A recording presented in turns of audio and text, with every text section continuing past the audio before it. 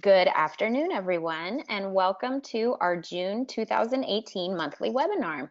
This webinar for us is kicking off our 2018-2019 Teaching and Learning for Student Success monthly webinar series.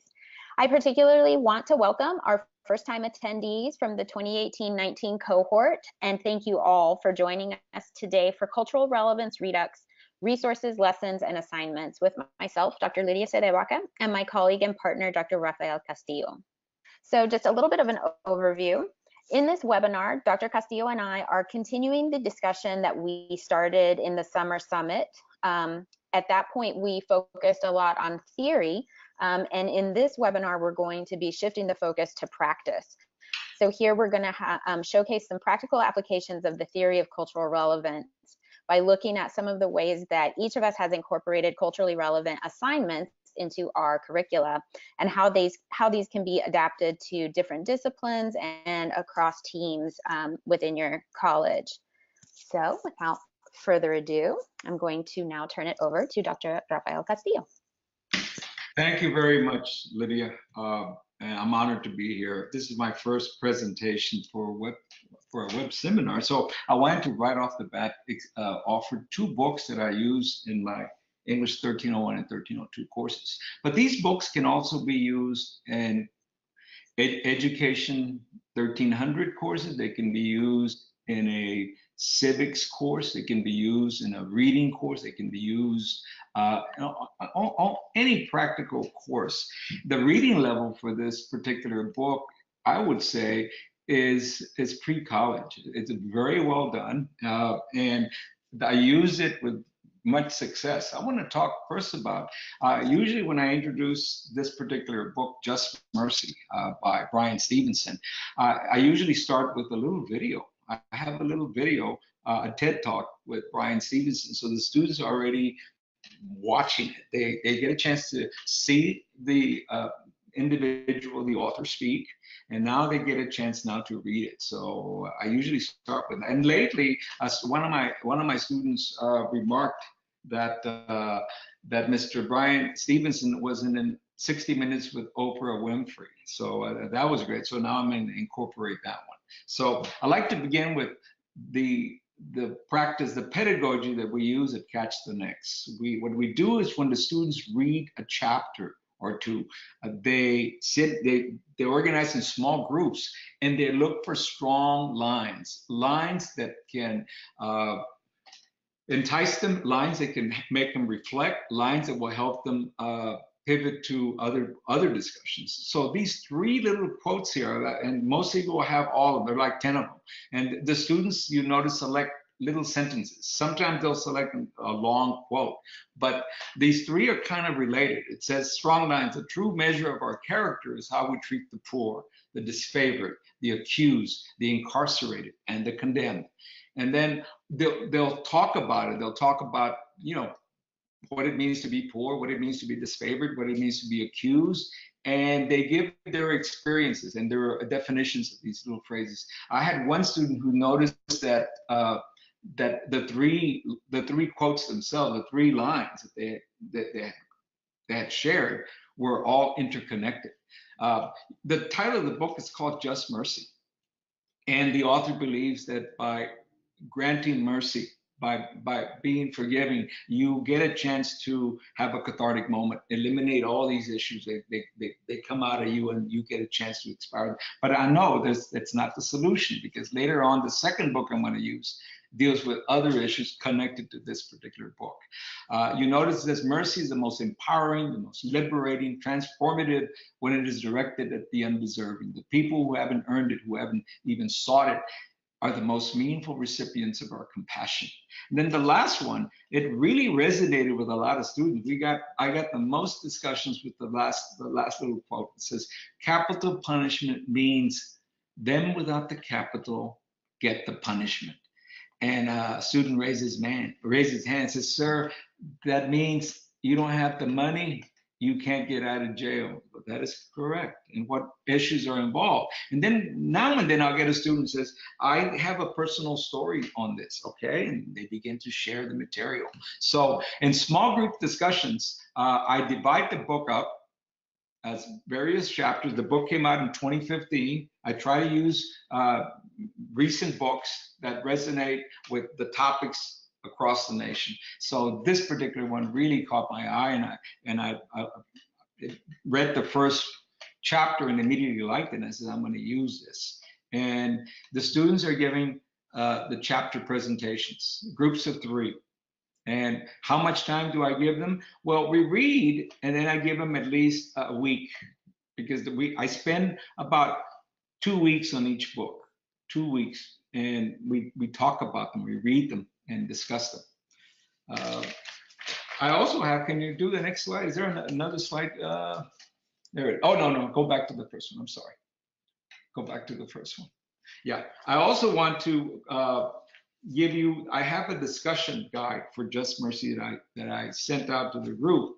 It's got several little 10 sections, 16 sections, actually more, where students can say, well, how am I going to do this, sir? How am I going to, what am I going to focus on? So what they do it is in small group to explore. They explore these little questions. And usually this takes an entire week exploring, and then they start doing the writing. Now, the writing takes another week to do because they write their drafts. So we do a lot of drafts from this. And the students early on begin to understand that I'm looking for a visceral effect. I'm looking for what they have to say. And then they start doing the research. A lot of research goes into reading this. They can do that on their own. There's a section here that I wanted to concentrate. I don't know if you can see it, where it says next steps. It says, after complete reading of Just Mercy, you may wish to A, invite a group to watch Stevenson's TED Talks and engage in a conversation around the content.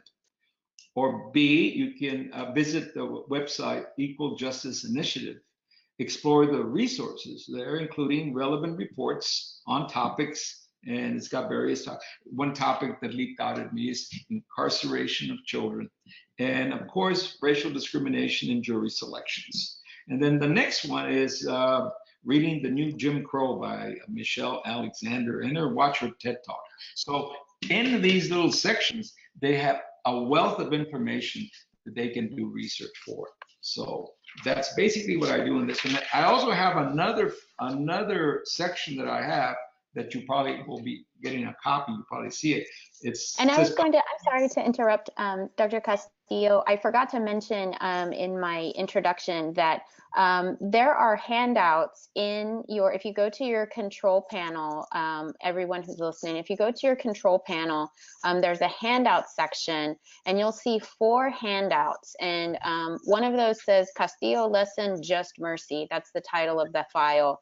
And so all the points that Dr. Castillo is making right now about the small group discussions, all of those are available in those handouts there. Right. The lengthy handout that I have says PowerPoint presentation on Brian Stevenson's Just Mercy. And it's got beginning the lesson, body of the lesson, large group discussions on cases where there are apparent miscarriages of justice, and with examples from the text. And then the appendix has various page numbers that the students can look at. Good, great. They can see all the little sections here, the beginning of the lesson, the body of the lesson, large group discussions on cases where apparent miscarriage of justice. And the reading is riveting. It's very simple reading, but you get a visceral account of the book. You begin to feel what he's going through. And this is a very kind individual, very logical. He even includes a section that happened to him. It says, in one of the sections is early in the book, Stevenson describes an incident when he was racially profiled and the police searched his car. And then he wonders if there had been drugs in his car and he was arrested, he had been able to convince an attorney that his car was searched illegally. So he writes about that. And the students know that Mr. Stevenson is a Harvard graduate with honors, and he is very well versed in law. Stevenson writes, Would a judge believe that I've done nothing wrong? Would they believe someone who was just like me, but happened not to be a lawyer? Someone like me who was unemployed and had a criminal record. And right there, students usually talk about this. They'll open up and talk about this. And then I have several questions. How does Stevenson, his work, shape his understanding of the justice system? Does his experience make him more or less empathetic to those in the justice system? Is it surprising that someone whose 86-year-old grandfather was murdered would work so tirelessly against the death penalty? So talk about these. We talk about them for a while, and the students, a lot of students. I have a lot of. The reason I select this now, I have a large amount of students who are majoring in public justice. So the book immediately clicked for them. I have a lot of students who are nursing majors. I have a lot of students who are business majors, and they get a good chance to say, well, yeah, sometimes look what happened to Starbucks. It's not good business. It's not good business. So you have to be open about it and discuss it. So the other sections we talk about is the death penalty. And then I have students research and find out that Germany abolished the death penalty after the Holocaust. And in India, where the death penalty is legal, only a handful of criminals have been executed since the turn of the century. So we talk about what is this business of punishment? Why? How is it meted out, and how is it weighed? We talk about. So I give examples in the book to inform Stevenson's position on poverty and justice. And we talk about what is justice? What does the title "Just Mercy" mean? And usually I'll have one student who says, I could have sworn you said just us. I said, no, I didn't. And we kind of, there's a pun there, and we laugh about it, we talk about it. So we talk about the meaning of the word justice and what does just mercy mean. And the students, let me tell you, they talk in small groups. I let them finish, and I asked them, you got groups of 4. I need someone to be the recorder. I need someone to give the response, and the other 2 provide the counter arguments or support arguments. And that's what they do. The whole thing takes at least a week or 2 weeks to do fully. And then after that, then we start the writing process. The writing process, of course, I teach English, takes an entire week or 2 weeks to do the writing process, because we are editing, we're revising, we're discussing, we're looking at paragraphs, we're looking at structure, we're looking at transitions. And I always tell the students, don't worry about it. Get your drafts out. We will edit them together, and we can go to the writing center where we can do this. So this is the first book I wanted to talk about. Now I want to concentrate on the second book because it's interconnected to this book. This next one. This next one is called Ta-Nehisi Coates' book, Between the World and Me. It was nominated for a Pulitzer Prize. It won the National Book Award. He writes for the Atlantic Monthly. It was also published in 2015. And the students immediately, some of the students immediately start reading this, and they say, well, you know what, Dr. Castillo, this book it's a tinier book, but it's so compacted with a lot of information. And I says, yes. So how is it related to the first book? Well, the first book deals with the law. This next book deals with advice to a son. So the whole book is basically, it's basically a letter to his son. It's talking to his son about what does it mean to be African American in this day and age. And I have here are the strong lines that the students felt the book resonated with. The three strong lines are, and I think I've got a list of more. The first one: the classroom was a jail of other people's interests. The library was open, unending, and free. We talk about that. The students, I said, what do you think he meant by that? And usually students will say, and ironically, one student, I'll never forget, said, well, it's like our class, Dr. Castillo, you select the books. And so these are books that interest you. So that is right. And the library are books that we can go and select books that we want. So that was a teaching moment for me. And I asked him, well, maybe you should go to the library and select what type of books you would like to read. for next month. So this idea of jail leaped out at me. I said, what word leaps out at you?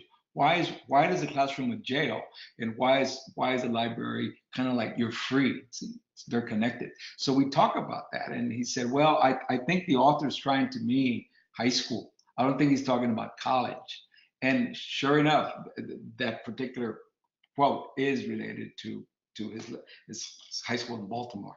And then the next one, we had a lot of discussions on, but race is the child of racism, not the father. What does he mean by that?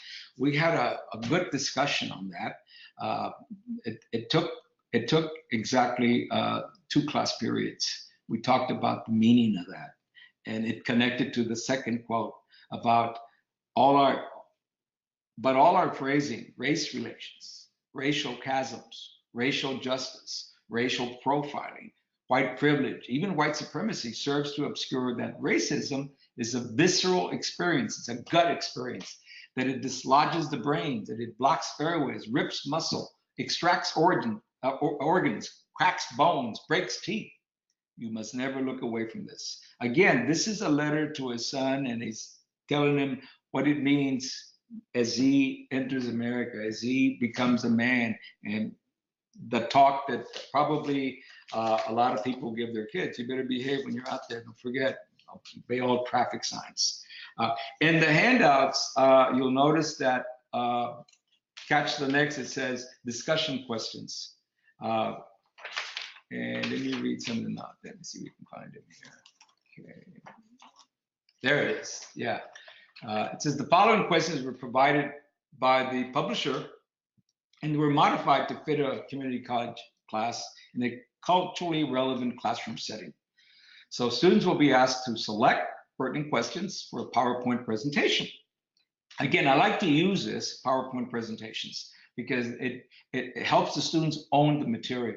It helps the students develop confidence. And also, it's part of our curriculum. We want the students to collaborate. We want them to not be afraid, not to be timid, to go ahead and speak out. So they work in groups for be able to present to class either a summary, a balanced pro and con, and of course the questions. So here are some of the questions that Between the World and Me is a candid book about race, but Coates argues that race itself is a flawed, if not useless, concept. It is, if anything, nothing more than a pretext for racism. Early in this book, he writes, race is the child of, that same quote. So we talk about that, and the students get a chance to discuss this in more depth and talk about with rhetorical strategies and also evidence. Give evidence material, and some of them, and I couldn't get it because they have their little cloud accounts, and I couldn't get some of the PowerPoints, but a lot of them had pictures of individuals that have been wrongly accused, individuals that have had issues, and we discussed that. The other 3, notice in number 3, Coates' book is written in the form of a letter, so. I like this one because the students really like this one. Why do you think Coates chose this literary device? Why did he talk about his son? Because he's trying to keep it closer. And I said, so did the intimacy of an address from a father to his son make you feel closer to the material or kept you at a distance? We talked about that. And then I have this idea for a paper. What type of letter would you write for your son or daughter about living in America today? And it can be any culture, any race. You just write a letter. What warnings would you give him or her? And why? We talk about that. Number 4, one can read Between the World and Me as an exploration of the African American experience, the Black American male experience, the experience of growing up in urban America. It can be read also as a book of America that your grandparents lived. How different was their world compared to yours? What cautionary warnings would you give your son or daughter? If you were white, if you were Native American, if you were Muslim American, if you were Asian American, what would you say? So that particular quote can apply to any student. So it's culturally relevant to any student. And number 5 has the issue of what he really, the kind of like the nuts and bolts of the book, which is about the body. Uses that metaphor, strong metaphor about the body. And we talk about that. And the students themselves begin to understand, so, sir, it's not just the body, it's also the music. You can be playing the music real loud, and we venture into that discussion. As we move on to number 6, and I want you to look at number 6. Number 6 is a criticism of the book, and it's by Rebecca Carroll, who teaches African American literature, I think at UCLA. So she argued, and some critics have argued, that Between the World and Me lacks adequate representation of Black women's experiences. In her otherwise positive Los Angeles Times review, Rebecca writes, what is less fine in the near complete absence of Black women throughout the book? Do you think that the experiences of women is erased in this book? Do you think Coates has an obligation to include more stories of Black women in the text? And right here, I had a student who raised his hand. He said, I think Professor Carroll, the woman who wrote the review, forgot to read that it's a letter to his son. So he's really talking to his son about this. So then I turned it around. So what if the mother had written a letter to her daughter? Would it be any different? What would you say? We discuss these openly. So the book itself has a lot of rhetorical devices. Look at number 9. Number 9 is very revealing. If you have a chance, you can use the letter from Birmingham jail and use the strategy that he used in terms of rhetorical lessons for his son. And the differences leap out. I had a student who had read the material. He said, you know, the letter and Mr. Coates kind of, one tone has more like it's connected to the son. I said, yes. The other one is connected to the nation. One sees more, he's talking to the nation's moral authority to get with the program. So, okay, explain that. So they, for comparison contrast papers, they can use that. They can use those both. I also have, I think those were the only 2 I had, Lydia. So that, in a nutshell, that's basically what I use for these 2 books. I use these for PowerPoint presentations for the students, and I've had largely a lot of success. I've used other books, but these 2 resonated with me because a lot of information, a lot of feedback from students. I hope this has helped you. Excellent. Thank you so much, Dr. Castillo. And I just wanted to point out, you know, as he's, you know, assigning the PowerPoint presentations to the students, one of the things that it reminded me of as a strategy is the jigsaw strategy, or sometimes called expert reader.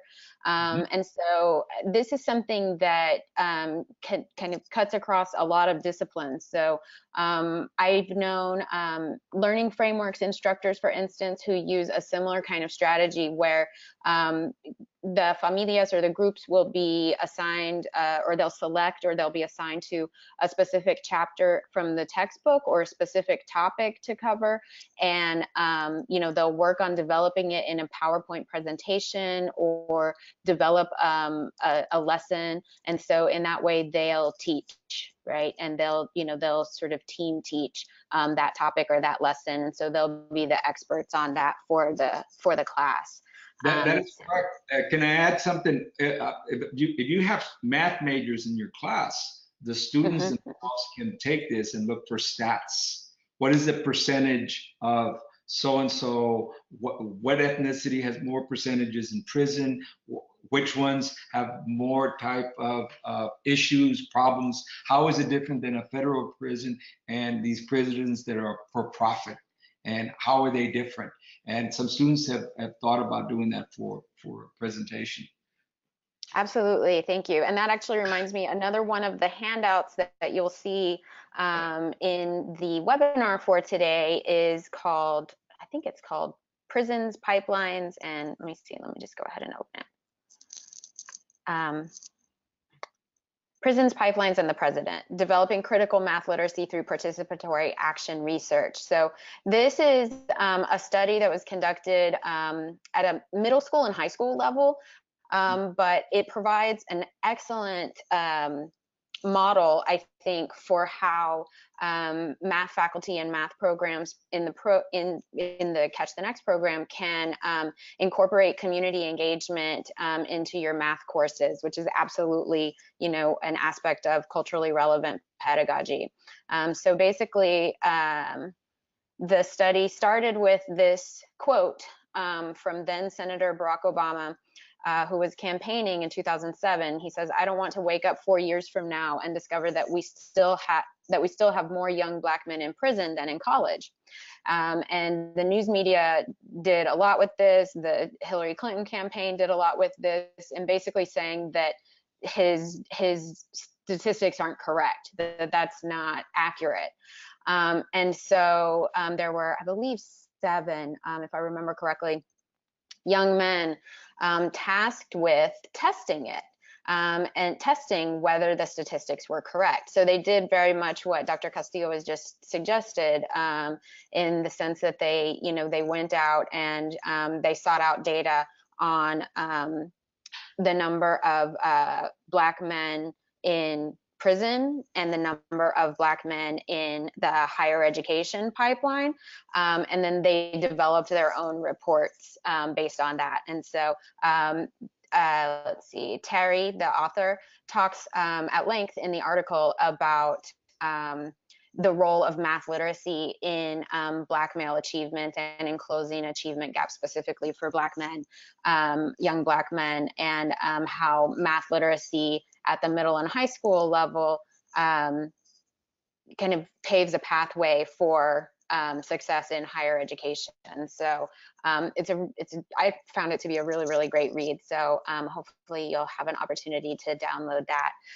And just as a side note, if you're having trouble downloading any of the handouts, just feel free to email me at lydia.cdeBaca@catchthenext.org, and I'll be happy to forward you any of these materials. So I'm going to continue with an assignment that I have been using for several years now. I call them the cultural readership journals. And it comes from, the idea of cultural readership comes from Jacqueline Bovo's Black Women as Cultural Readers. One of the strong lines for me from that text is when she says, "It is as a participant, not a detached observer, that the work of the critic becomes vitally important to the interpretive community." And so kind of the philosophy behind the cultural readership journal is that I want students to understand that there's not, even though it may seem like it sometimes, that our positionality, our cultural and social positionality, plays a role in how we read, right? And plays a role in how we understand and interpret texts, how we, of any kind. And so I give the students these questions. I first ask them to tell me, basically to summarize the work. This is sort of an introduction to getting into main idea and to identifying the main idea. So I ask them, what is your understanding of the work? What does it say? What does it mean? If they want to, they can talk about form, genre, style. Those are things that I usually get into later. And then, as they become more familiar with the vocabulary of narrative or of, just genre and writing and rhetoric and, literature and things like that, then they'll start to incorporate some of that vocabulary. I do introduce the idea of themes early, so we talk about explicit and implicit themes. But basically, what does it mean to you? And then I ask them to think about how they have responded to the work. Were they able to draw any connections to it? So I make the point to them that connections can be with other texts. It can be with their own experiences, with their personal lives. It can be with pop culture. Does it remind them of a film they've seen, of a song they know, of a TV show that they're watching right now? And then I also ask them to think about their emotional response to the work. And I encourage them to be really honest with me. So if they were bored throughout, I want to know why. And the question that I kind of skipped over there was, what did you not understand? It's really interesting to see how when students are bored by what they were reading, there's also a lot that they didn't understand. That I get these long lists of, I didn't understand this, I didn't understand this, and then they start talking about their emotional response, and they were like, I didn't really get it, so I was bored. So I asked them to reflect on why. And then finally, I asked them to think about who they are and where they come from, and their experiences. So I asked them to think about if they have any experiences that relate to those in the reading, and to think about their social and cultural background. And we do talk about the differences between the terms social and cultural, and we talk about the fact that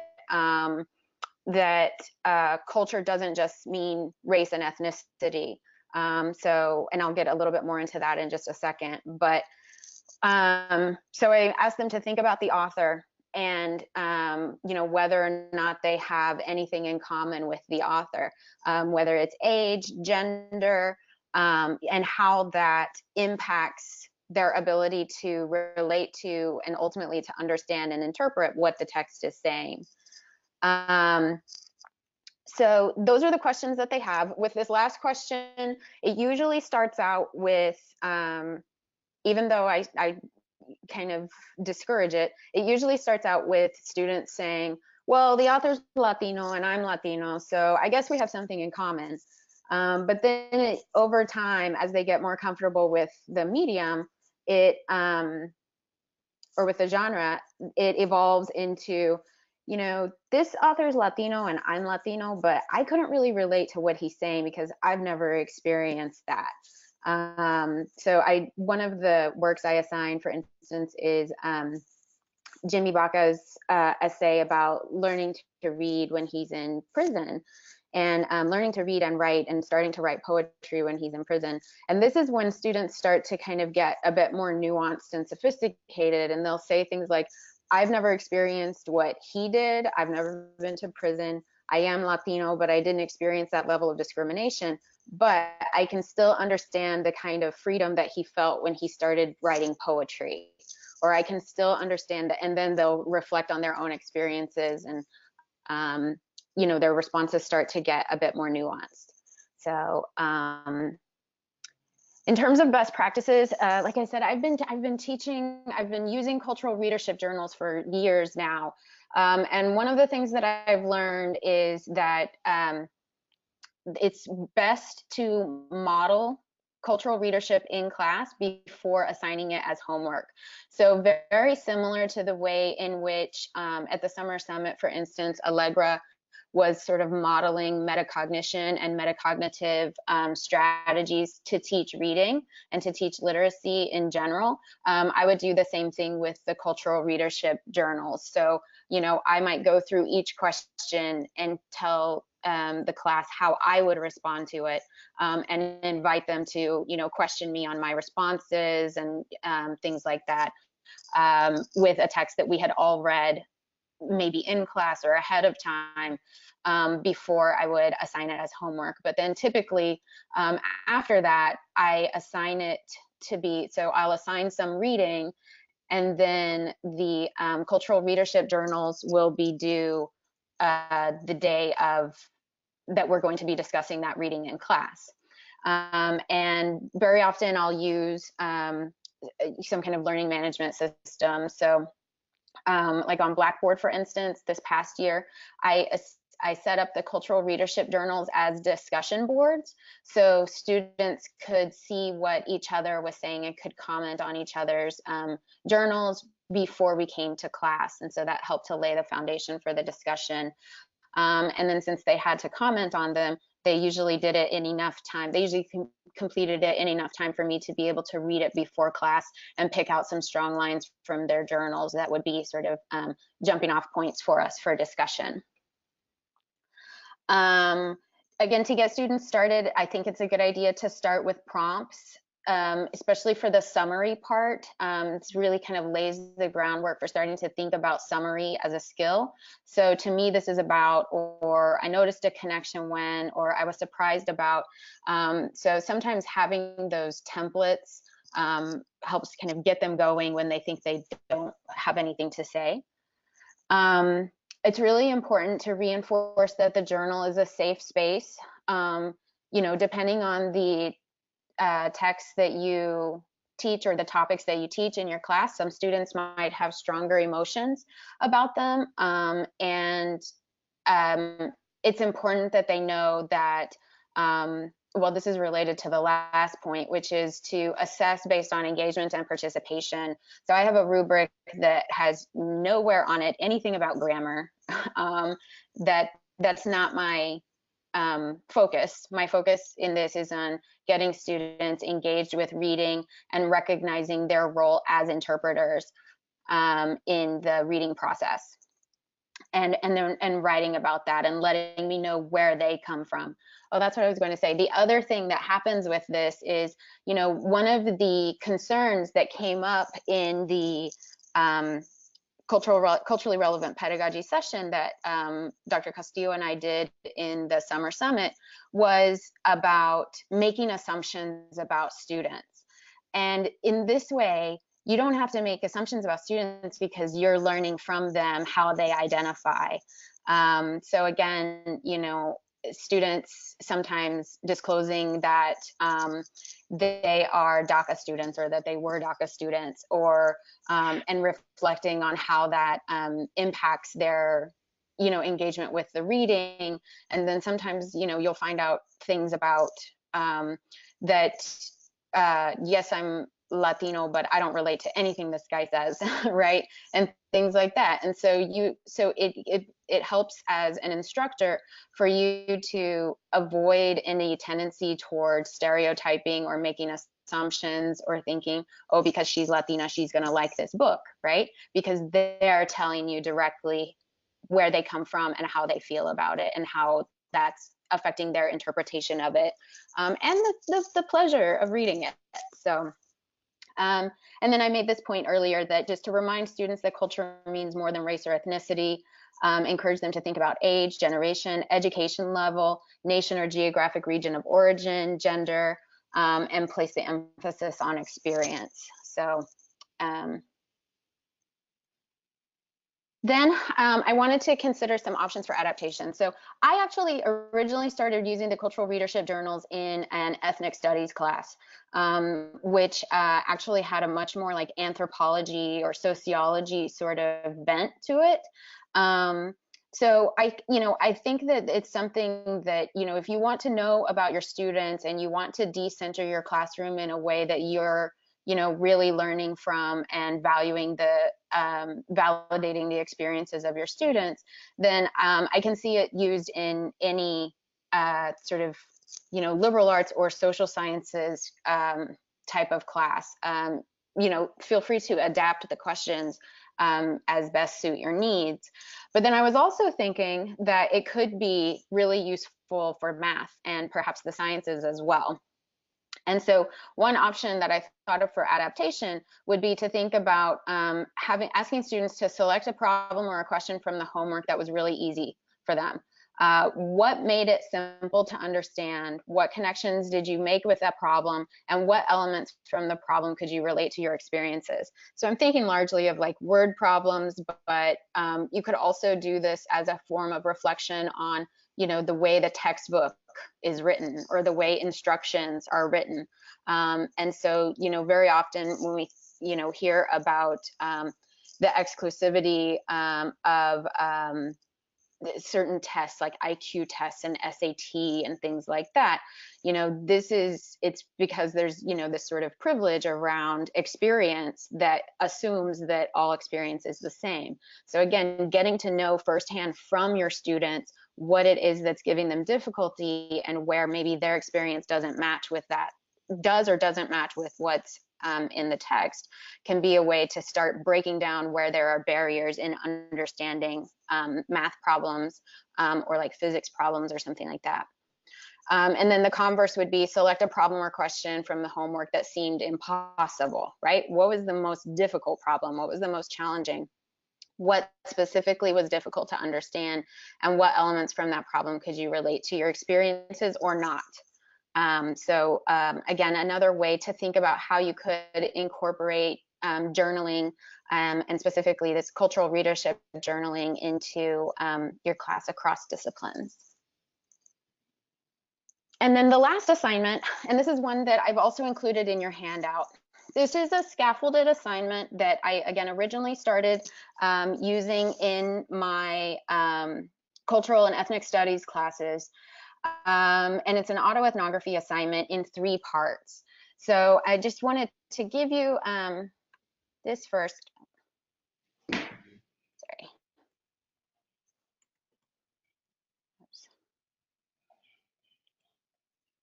PowerPoint is not liking me today.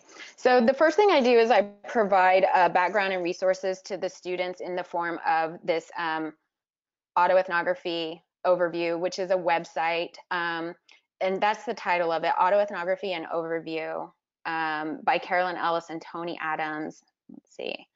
But I wanted to show you the assignment itself. Again, this is in the handout section of the webinar. So it's in 3 parts. The first part asks students to focus on themselves and their biography.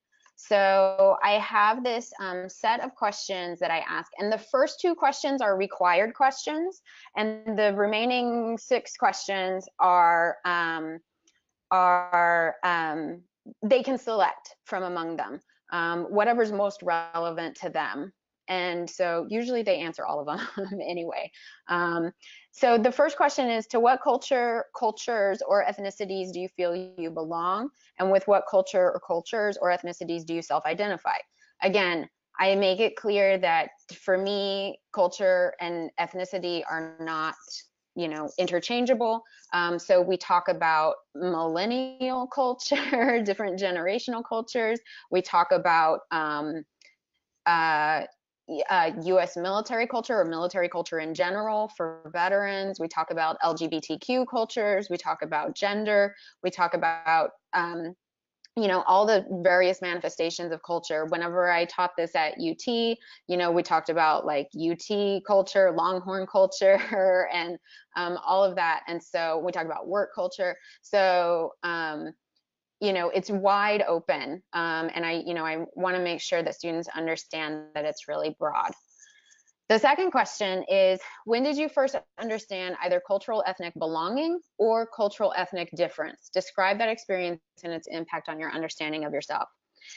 This question, really, the source of this is from W.E.B. Du Bois's Souls of Black Folk. And of our spiritual striving, where he opens with that story where he's like 6 years old and they're exchanging Valentine cards, and the white girl won't accept his card. And now it's his first experience of realizing how he describes it, what it means to be a problem, right? And those are his words. And so of course that launches into, his entire theory of double consciousness and life behind the veil. And so that's what I expect my students to write after this, their opus. But I think that, and then I started realizing that so many stories of recognition begin with these kind of stories of either belonging or difference, and that they're usually at very key moments, foundational moments in our lives, usually at very, very young ages. And I think, we all have some of those stories. And so I think it's important that students tell those. And I will say that I have students, even the students that say, I belong to human culture, I'm a human, I'm a human being, that's the only race there is. To the first question, they still have those stories that they can tell in the second question. So I just want to get them thinking about that and reflecting on that experience of belonging or difference. And then from there, they can talk about their geographic belonging, and their relationship to home. They can talk about education and what education means in their culture, language and what language means in their culture, food, books, music, art, gender, what is gender and what do gender roles mean in their culture, and success and opportunity. So from here, students answer these questions as invention, and then they'll write a cohesive essay based on these for me. I have taught all three in a semester before, and the idea is that the student starts with him or herself and then expands out into the community, into their family or the community. And so the second part of the assignment is to interview two people who would also self-identify as part of the culture that they described in their first essay. So who would identify as part of, their own culture, or that they share a culture. So they interview, I give them extensive guidelines about conducting oral interviews, and we do some practice in class. One of the things that they have to do is develop an interview plan before they go into it. They're going to tell me how they plan to record it. Are they just going to take notes? Are they going to audio record it on their phone? Do they plan to video record it? Have they gotten permission from the interviewee? We go over all of those things. They have to submit to me their list of questions in advance. And then when they submit the work, they'll turn in the notes that they took from the interview. And then they'll basically compile the two interviews into an essay. And one of the main things I want them to think about is, what are the similarities and differences among your understanding of the culture as identified in the first autoethnography, and how your interviewees understand it. And how your interviewees understand the culture or ethnicity that you share. Really fascinating. One of the most memorable ones of these assignments that I got was from a student who was from Kazakhstan, and she wrote her autoethnography about her first autoethnography, about how different, about growing up in Kazakhstan after the fall of the Soviet Union, and how she didn't really feel a sense of national identity. And then when she interviewed her parents, what they had experienced was a time during which their parents could still remember all of these Kazakh folk traditions and customs and things like that, but that during their lifetime, all of those things were illegal. And they were told that those things don't exist, that folk traditions and customs, there's no Kazakhstan, there's only the Soviet Union. And so her generation was kind of living with the after effects of that. So it's really fascinating. So the third one branches out even further, and this is a research essay.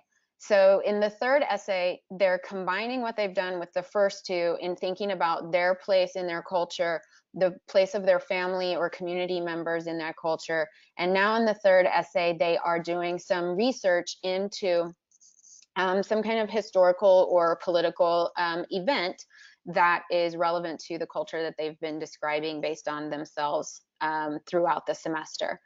So they get to pick it. I help them with tracking their research and all of that. So to get back to the presentation here, again, this is an assignment that I have done in parts. There have been some semesters in English classes where I've just done the first essay, and then in my ethnic studies classes, I've done all three parts in a series. But I wanted to introduce this assignment today in this webinar today because I think it also lends itself to work across disciplines, and ways that you can crosswalk within your teams. So one option to think about for that is if an English faculty partner and a learning frameworks faculty partner were to co-teach this assignment, the students could answer the part one questions in the learning frameworks class, and then that would be one assignment for the learning frameworks. And then the English faculty could then take those answers, which are like their invention, their brainstorming, and work with the students to shape them into cohesive essays. So for English or INRW. Another option, which could be done in semester one or semester two, is that students can involve their mentors in their interview process. Or if they're interviewing family members, then you can think about how you could engage the assignment with some kind of with some aspect of the Noche de Familia or the family night. And finally, the third part of the essay with the research lends itself really, really well to a history class, a government class, or any kind of humanities class that students might be taking as the sort of gateway course in the second semester of the program. So with that scenario, students would have completed parts 1 and 2 in the first semester, perhaps in one of their English classes, and then part 3 would get picked up as an assignment in one of the other classes. So that's it for me. I know I kind of ran through that quickly. So we want to now open up for questions. If you have any questions for Dr. Castillo or myself, again, you can use the hand raise feature, or you can type those questions to me.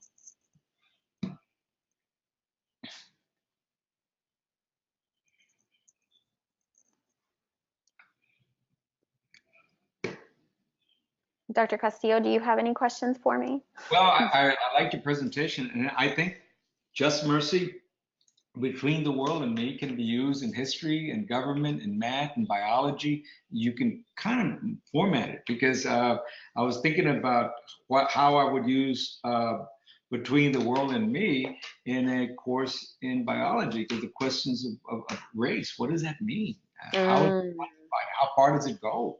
And I've had students tell me, because I've used some of these ideas in humanities course to talk about the New World, Christopher Columbus, and what happened with the Spaniards came, and they introduced this idea called sangre de limpieza. It's blood scales, where they would talk, well, he's pure Spaniard, he's Creole. So they introduced all these phrases, all these terms. So already they're creating hierarchies. And Between the World and Me talks about those hierarchies. So you can use that text. You can use that text to segue into history, to segue into government, even to talk about the notions of biology. There's a lot you can do that in courses that are paired.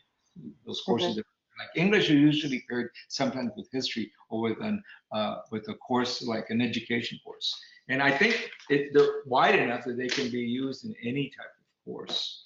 So I just wanted to add that. Thank you. Dr. Chavez had a question for you, Dr. Castillo. Dr. Chavez, I unmuted you. Do you want to see if you can speak? Yes, thank you. Excellent job, both of you. Thank you for doing it. Rafael, you kept talking about the students do the reading, and I'm wondering if you're having them read out loud, if they're doing the popcorn reading. Yes, exactly right. Especially the first one. I apologize. Great. No, and if you could speak about the benefit of reading out loud versus them reading independently. Okay.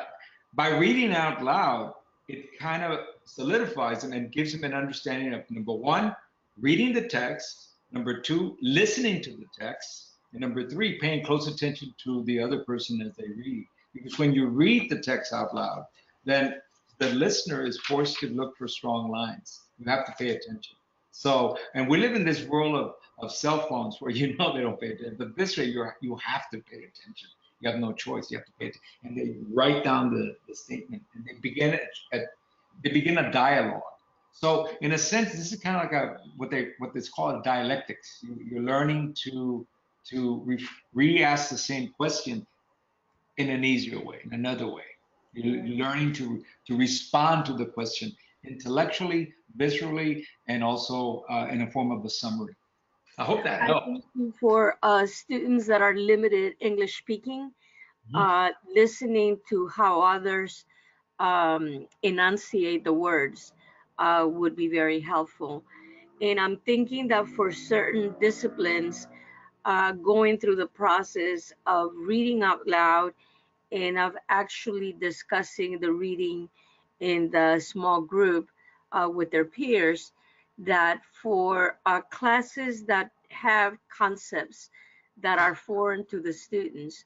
I know when I took sociology, I had problems understanding some of the concepts. So this could create a climate that is more safe and conducive to asking questions, so that you don't really appear to not to know what you're doing. Um, so I'm thinking that that could contribute to that as well. Um, do you agree? Yes, I agree completely, and it also helps students gain confidence. It helps students gain confidence. I had another student who was struggling with some of it, but this person went to the library and got an audio book. So he got a chance to really read it, listen to it very carefully. And he had asked me a question because it's in one of my 1302 courses. And he asked me, sir, I've noticed that you pronounce it this way, but the audiobook pronounces it this way. Can you explain why? And I explained to him, I'm pronouncing it the American way. That individual is British. He'll pronounce it another way. We all got a big laugh. We started laughing. And I tried to explain to him that everyone has an accent. I said, well, what do you mean? Well, if you're from Texas, you go to New York, you've got an accent. If you're from New York, you come to Texas, you have an accent. If you go to the Midwest, you have it. So we talked about how words are structured, and it's something called network English. I explained to them what network English was, and of course that's the medium. You talk to all the weathercasters, they all talk the same. Right. Thank you. Thank you so much. And Lydia? Karze DeVos had a question for us as well. Karze, I unmuted you, but I can definitely read your question for you if you want.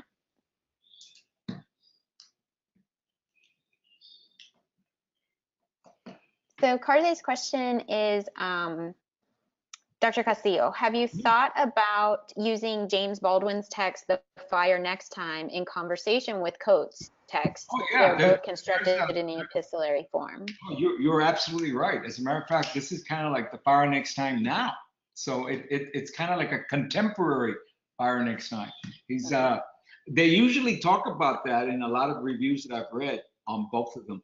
But here's it. Even I think it's also, you can also, if you were to read Booker T. Washington and versus Du Bois,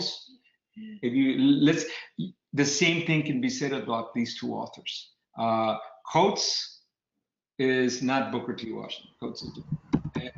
And Stevenson is more engaging. He's more Booker T. Washington. You can see the tones. So the students get a chance to read and understand nuance. And that's a very difficult thing to understand. I hope that helps you. I hope I answered it. Absolutely. And Dr. Chavez, did you have another question? No, I wanted to know if you're going to post the information. Absolutely. So, or where? I was going to include these documents. So the same handouts that are posted here in the webinar will also be available in the wiki that I believe Allegra announced and introduced at the Summer Summit. But if you need the information on that, we can definitely send it to you. So that'll be in the wiki under, I think it's like sample assignments for different disciplines for different courses. Excellent. I'm actually going to suggest that we also create a link within the webinar page on the website to have people get access to them. I know that they have access to the previous recordings, and maybe we can just add a link to add the materials if Dan can help you with that. That's a great idea. Yeah, I'll definitely do that. Thank you.